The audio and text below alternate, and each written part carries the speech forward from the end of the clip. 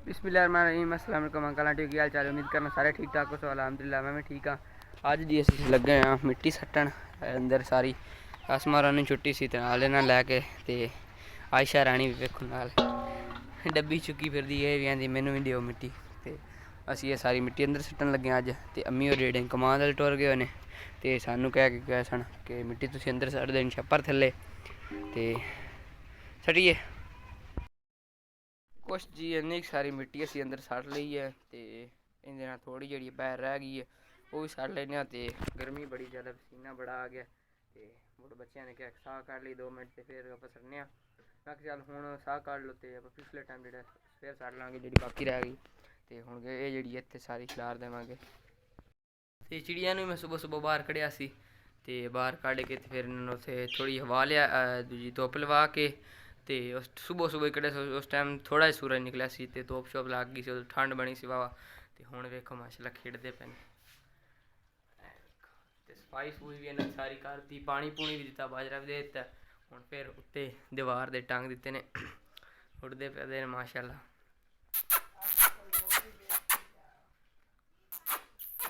ने बोलते भी ने जो कमरे च कोई ना है वेखो। ते चाचू होरी भी लाहौर टुर गए ने ते उन्होंने तोते इत्थे पे ने। ते ओह चाची दे जिम्मे ला गए ने कि इन्हों दाना पानी गत्ती रखी। ते मैनू भी कह गए ने, मैं कहा चल ठीक है। ये भी वेखो माशाल्लाह किन्ने प्यारे ने लैंड दे विच बैठे हुए ने। इन्हां कोल 4 ने।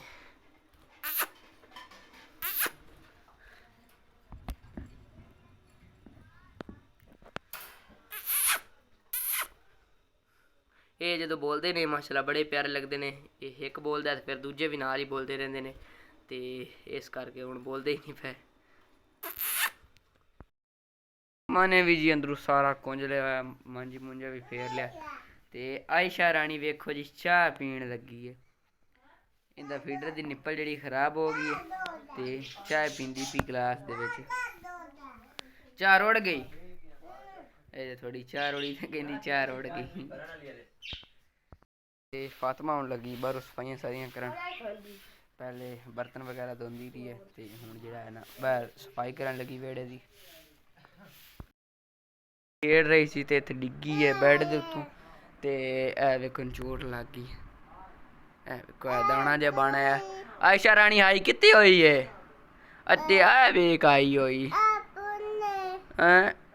फुल अं पहले हाई तो विखाई कत्ते होई है अते होई है। ये वेख बालड़ी ने सट लग गई।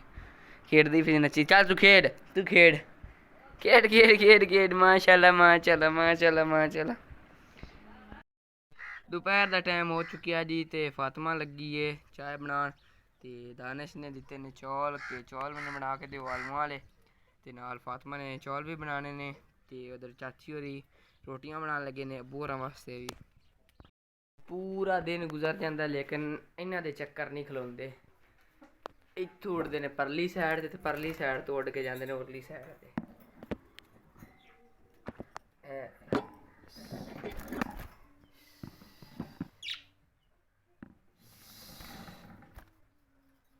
सारा थल्ले भी है वेखो इन्होंने बाजरा भी सुट दिता है। तो कुछ इन्हों दियां बिट्ठू ने बाजरा भी है सारा इन्हें थल्ले सट दिता इहदे विचों। मैं सुबह सुबह सफाई भी करना, बाजरा भी पाना, पानी भी पाना। तो लेकिन फिर जो उंज ही कर देने सारा बाजरा थल्ले उन्हें गिरा दिता होया। ऐ जी है ना ऐ बांदरी ये सारा थल्ले खिलार देंदी है। इन्नी ज़्यादा गर्मी है तो मुर्गा वेखो मुर्गियां नूं नाल लैके धुप ते खड़ा होया। तो इस तू इलावा माशाल्लाह की सब्ज़ी भी खाना तुहानूं मैं भुल गया। पहले भी विखाई लेकिन होर दी एक बारी होर विखा देना। देखो माशाल्लाह कितनी ज़्यादा वड्डी हो गई हुई है। मटर जड़े ने ये भी जेह्ड़े बाहर आ गए उन्हें विचों जमीन दे ते फुल भी माशाल्लाह वड्डे वड्डे हो गए ने। ते उस तू इलावा बूटी आ गई। ये फुल्लां वाली बूटी जिहड़ी है जित कर कुछ जिहड़ी है ना गमलियां दे विच जम्मी है। ज़्यादा नहीं जम्मी हुई होंदी वैसे सब्ज़ी माशाल्लाह बड़ी सोहनी हो गई घर दे विच। ते उधर ताक दे उत्ते जेह्ड़ा ने दानिश ने मिट्टी पा के उत्ते भी सब मटर गड्ढे हुए ने। अग्गों तो दरवाज़ा दिता है तो मैं तो तुहानूं अग्गे जाके भी दिखावांगा। तो हुण जेह्ड़ा ने ऐ वेखो रस्सी ने तो बंद दिता सो थले उन्हें किलियां लाइया ने ये जो खोलना फिर उन्हें उस साइड तू आके तो उन्हें फिर कहना कि तू क्यों खोलिया इस करके नहीं खोलता तो नाले उच्ची उच्ची वाड़ भी कर दी उसू ताकि अंदर मुर्गियां ना बढ़न तो मुर्गियां जी बाहर ही घूमती रहंदियां छप्पर के थले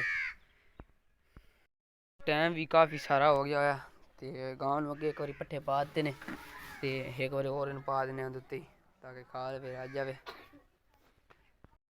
खान भी जोर पट्ठे पाते हैं तो हूँ माशाल्लाह खावन लग गई तो बच्चे भी पाते ने ते छां ते बकरे नाल पा बकरे तो मैं छड़ता पट्ठे पाते ने खुल गया तो वैसे हूँ खलाया गया बस तो जो इन्हें पट्ठे खा लेने पे फिर बाहर जाके इतने कोई मूँह शूह मार के उत्ते आलू की कुछ छिलना छुला पी खा लगे बाहर चल के खा लेगा और चेक करो जी चल रहा है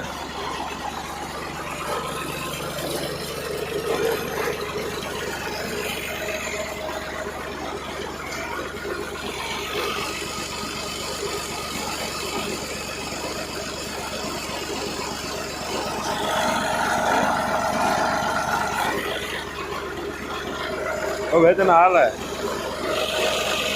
ਓਏ ਨਾਲ ਆ ਯਾਰ ਨਾਲ ਹੈ ਉਹ ਚਵਲਾ ਨਾ ਮਾਰ ਨਾਲ ਹੈ ਉਹ ਬਾਬੇ ਨੂੰ ਠੰਡ ਲੱਗਦੀ ਉਹਨੂੰ ਠੰਡ ਲੱਗਦੀ ਪਈ ਨਹੀਂ ਯਾਰ ਨਹੀਂ ਦੱਸਿਆ ਤਾਂ ਹੈ ਨਹੀਂ ਲੱਗਦੀ ਉਹਨੂੰ ऊपर लैके आते सन तो खा रहे हैं बिस्मिल्लाहिर्रहमानिर्रहीम अस्सलाम वालेकुम मेरे तमाम देखने वाले बहना भाइयों के हाल चाल जे ठीक ठाक हो माशाल्लाह से भी ठीक ठाक अल्लाह पाक सब तंदुरुस्तियाँ देवे जो मेरे बहना भाई बीमार अल्लाह पाक उन्हें शफा देवे जो बेऔलाद औलाद देवे जो बेघर अल्लाह पाक उन्हें घर देवे आमीन जी बिस्मिल्लाह तकरीबन 4 4:30 का टाइम हो गया तो साड़ी 1 किले की मिट्टी लग गई है 1 किला साड़ा रह गया तकरीबन तो सारे जने लगे न ट्राली का जी उन्हें फटा ला के लै आंदा सी बई चलो इहदे नाल असीं जेहड़ा ना मिट्टी पा लैने लेकिन वजनी बहुत ज़्यादा तो मिट्टी भी इन्हें नहीं चाहिए क्योंकि इहदे नाल मिट्टी देनियां ने तो मट्टियां दे ते हुण पैरां नाल देंदे जांदे सारे जने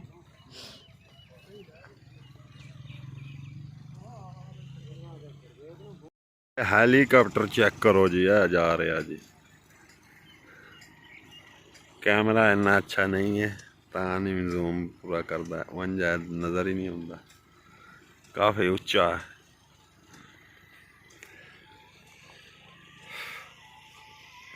है अस्सलाम वालेकुम भाई जी की हाल है ठीक हो तकरीबन 7 बज गए ने जी ते हुण पैदल तुर के जा रहे हैं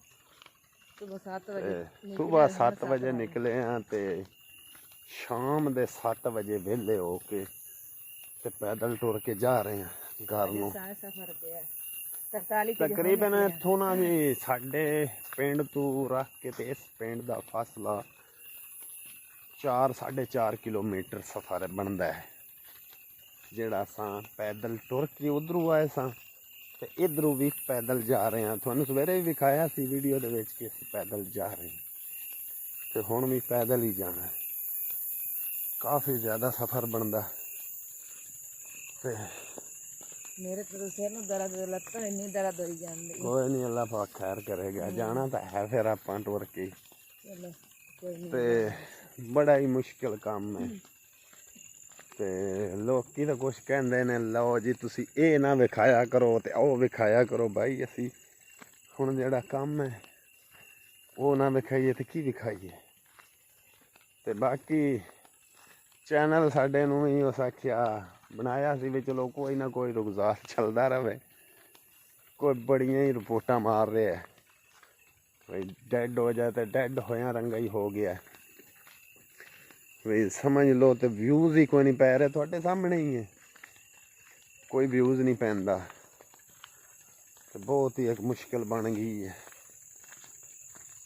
तो कोई नहीं अल्लाह पाक खैर करेगा जो है साड़ी किस्मत तो चलता रहेगा तो जो नहीं है अल्लाह बारे से अगे भी तो सारी जिंदगी यही मजदूरी करते रहे हैं तो हुण भी करने पे ਇਹਦਾ समझो एक खर्चे का खर्चे ही पैंदा पिया ਐਦਕੀ है इस दी अर्निंग 18,000 आई अगले महीने की उक्का ही कोई नहीं, तकरीबन 6-7 हज़ार हजे तक बनी है। कोई नहीं, जेड़ी किस्मत है वो अल्लाह पाक ने दिती जानी है। 3 साल हो गए जी इस चैनल के पिछे खज्जल होंदे, तो यानी कि उस तरह के यानी कि हजे जेड़ा ना मेहनत का फल नहीं मिले। कोई नहीं, अल्लाह पाक देवेगा, अल्लाह पाक खैर करेगा जी। भाई जी एक थानू मैं मज़े की गल दसा कि कुछ दिन पहले ना एक बंदे का मैंने फोन आया, तो मैनू कहता जी मैनू चैनल बना दे यूट्यूब का। मैं तो कोई नहीं, बना लेने, चैनल भी तेरा बना देने, सपोर्ट भी करा देने। वो आ गया मेरे को, चैनल बना दो, मैनू बाद आंदा जी अच्छा जी चैनल मैं उन्होंने बना दिता, तो वीडियो मैं बना ली समझो अपने मोबाइल दे विच। मैनू कहंदा है जी अकाउंट इंदा किन्ने ला के देना। मैं केड़ा अकाउंट जिदे च पैसे आने, मैं अज शामी वीडियो पा देनी तो कल नूं मेरे लिए पैसे नहीं आने। मैं कि यार कल नूं किवें आ जाने ने पैसे। लो जी क्या यूट्यूब पर इन्ने पैसे कमा रहे ने तो वो मेरे लिए नहीं आने। मैं कि यार तेरे लिए आना, तेन मेहनत का फल मिलना। कमो पेश तेरा चैनल एक साल दे साल तो पहले मैं आख्या जिन्नी भी तू जोर ला लेना नहीं मोनेटाइज हो सकता। साल तो बाद मोनेटाइज होना, फिर पिन लगनी, फिर तेरी किस्मत नाल आने ने।